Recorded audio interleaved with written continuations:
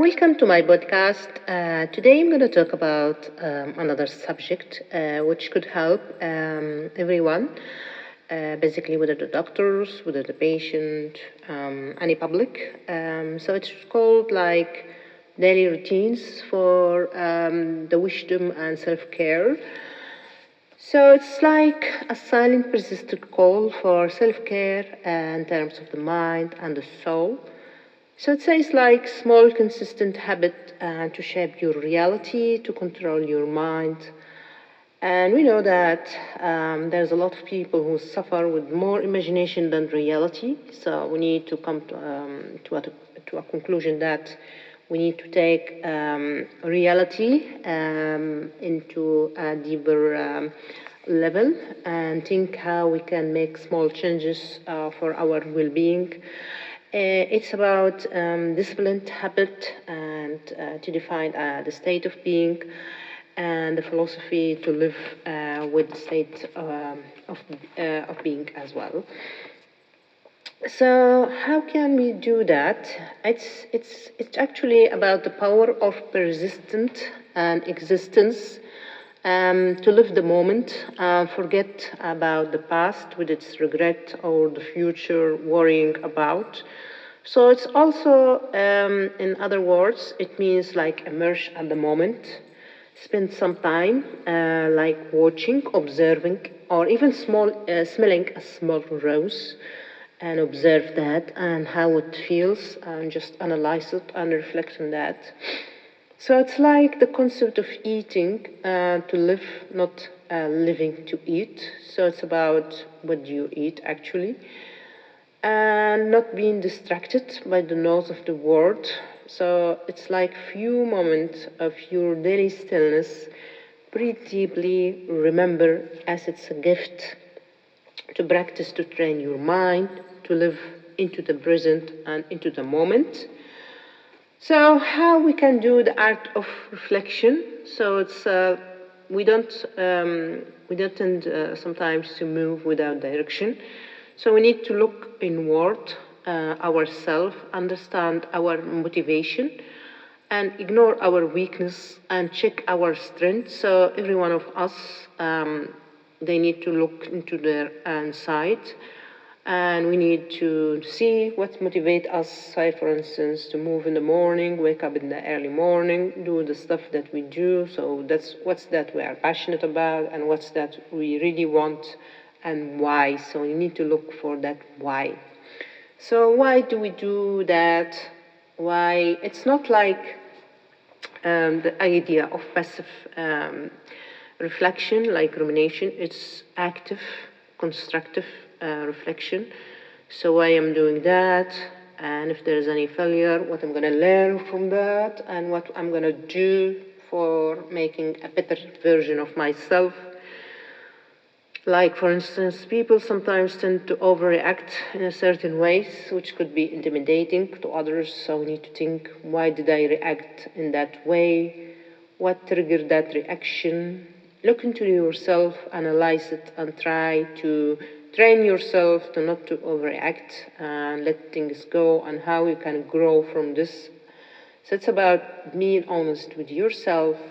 Reflect in any situation, whether it was a success or a failure, and celebrate those achievements and learn from the failure.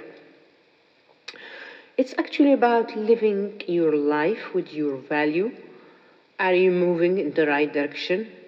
Are you shaping your thoughts and your life?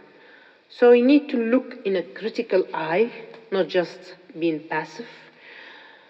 So you need to reflect when you become more peaceful and discipline those moments before the world awake. So you need to immerse in the stillness, say, for instance, early morning, where you can breathe the fresh air. Some can be like to move, to acknowledge, and your vitality. So the discipline, for instance, of a daily movement to connect your body and your soul. So daily movement reminds us that we're still alive, not like just being lazy or not doing anything. So movement can be good for the body, for the soul, for the mind, to be resilient and to honor your body, to stretch and move and breathe. Even if you are working in an office and you don't have time for that, you can stand, walk around as a daily habit.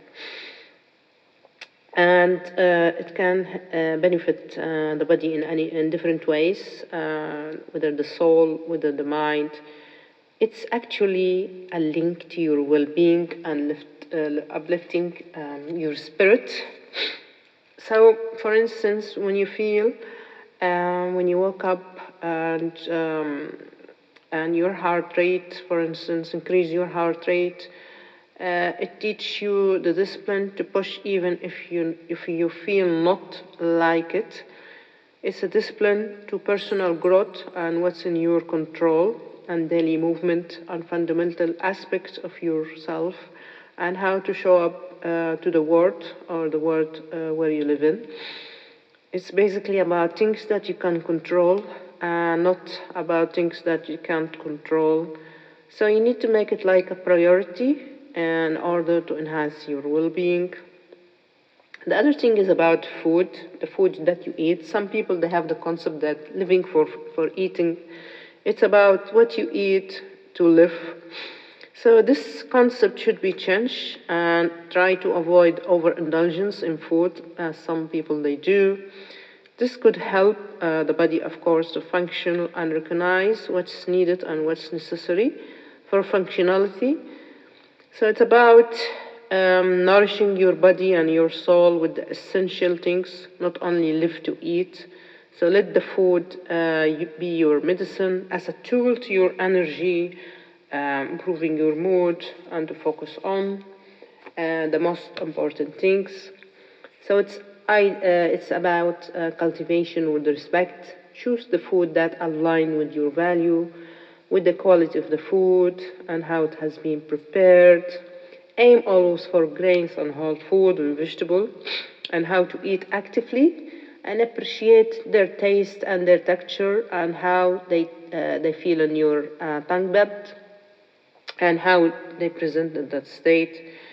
So eating mindfully provide a healthy relationship with gratitude, appreciation to connect basically with the ground. So it's like the idea of grounding. And avoid, of course, fast and healthy food and junk food when it do no good to the body.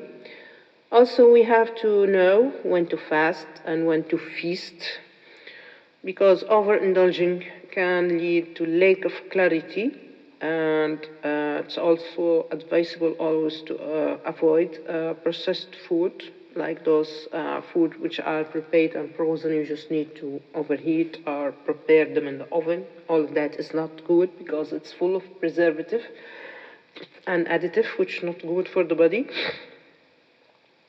And it's about the concept how to eat, not only to eat.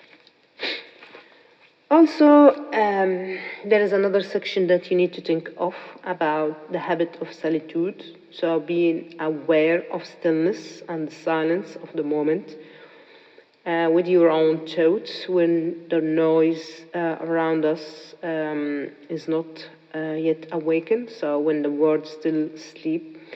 In solitude, you connect with yourself and you self-examine yourself. You can be your own teacher and guiding and navigating without being distracted or without the influence of the external factor. It's about thinking deeply, exploring idea, create a space with yourself away, for instance, like nowadays we are bombarded by the social media and the people all around and the noise. So it's about time for introspection into the chaos to stay grounded and focused. So, for instance, you can plan like the weekend without going out for a walk without your mobile and enjoy the environment and the green around us. And being distracted from the routine in the weekend can do you much good. And the courage also of being vulnerable and the ability to open up and embrace it, to reflect the true self, which can be real with self and others. So it's about basically like relationship with yourself, with your humanity, with your imperfection, in order to grow and to admit. So you're working in a way to progress and improve, and embracing the truth of yourself and seeking the best version of yourself, and also about accepting the imperfection of yourself and your own limitation and your flaws and the challenges about our assumption, and face the failure and face any fears that you have, and ask yourself what's holding you back. Is it your fears? Is it some idea or concept that you have in your mind?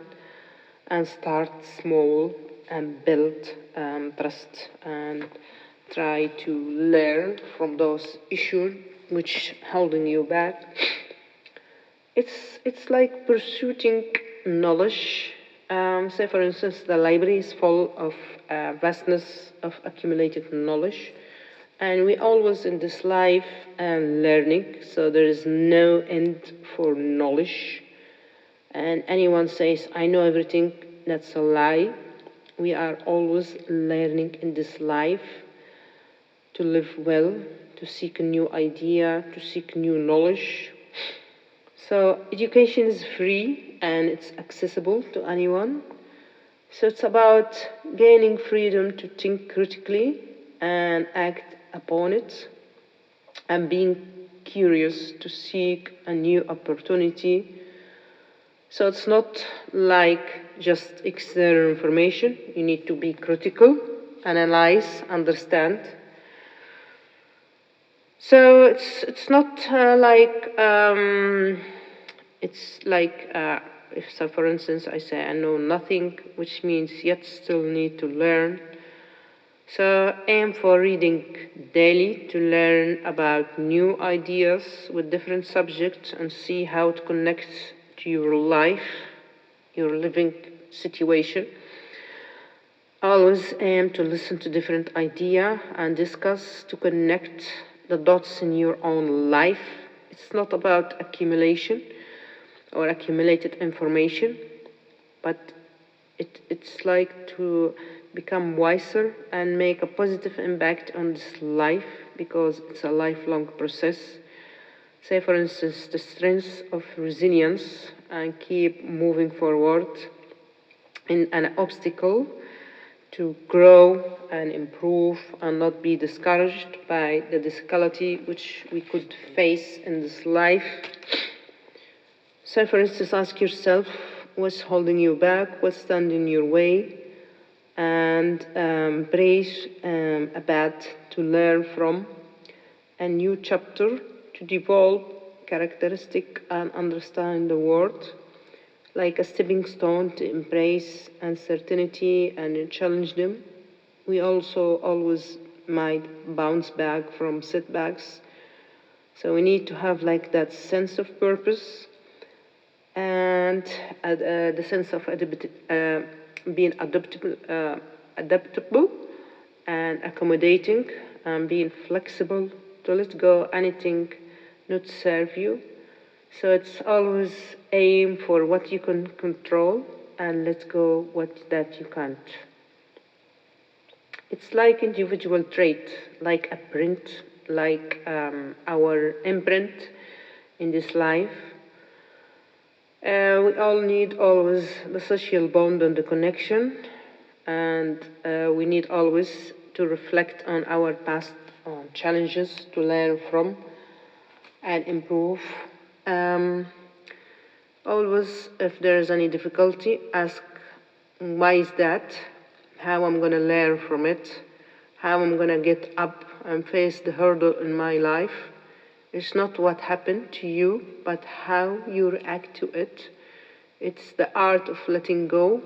Picture just a river that's flowing, and it's always facing with things in its way, like a fallen tree, like rocks, like stones, diversion, but still the river flows and it embraces it.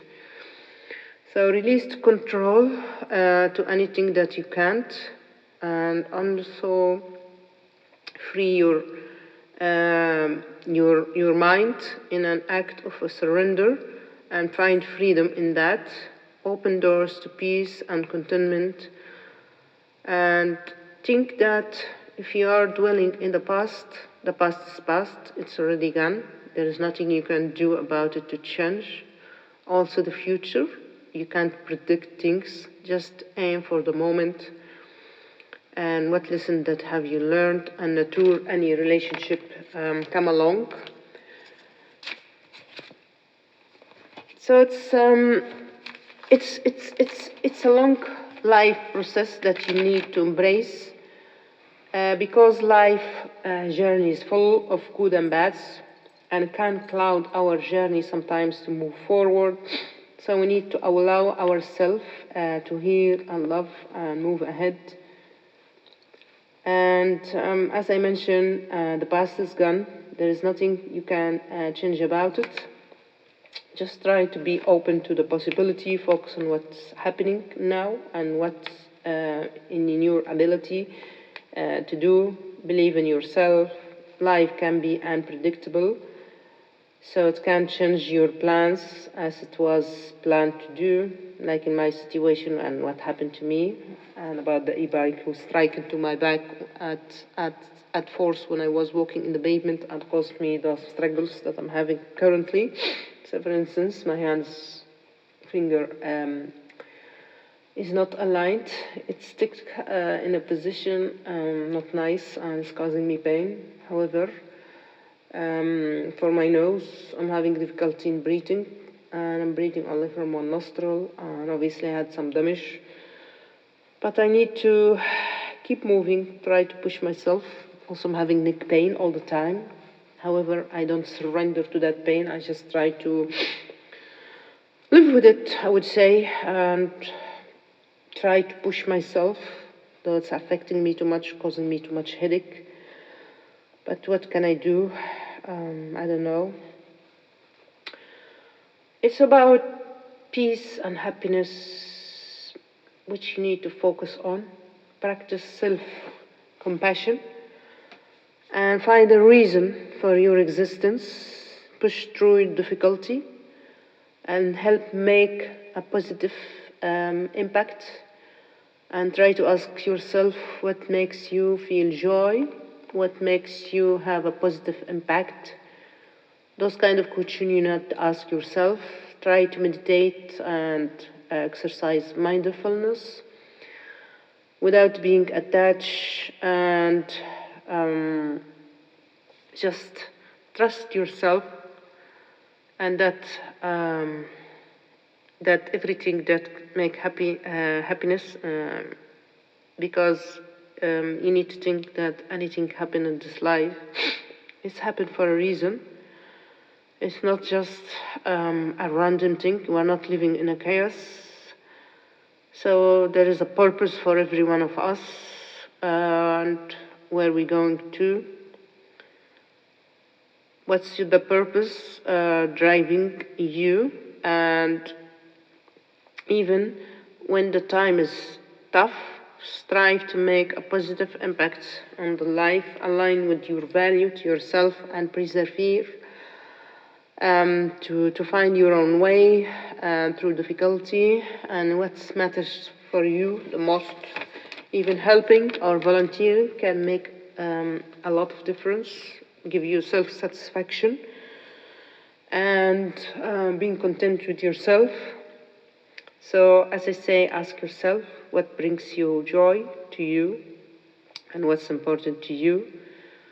What's the purpose of because purpose can be a driving force, motivation to keep you going and wake up in the morning to make a positive impact on life. So it's being about aligning with your value and the true version of yourself with clear direction to persevere through difficulty and has that why you live, in order to give you the strength to live and give you the sense of fulfillment. Purpose is not only once and for all, it's something that help you cultivate and motivate, being open to any possibility in this life. So it's about self-discipline and a daily routine and daily discipline that you can do with small changes in your life to make some difference to your life and to the surrounding, and just let go to the things that you can't control and aspire for what's being enjoyable and joyful. Thank you, and I hope this podcast can help others. And if you have any points or feedback you would like to bring, please do so, and I will get back to you. Thank you.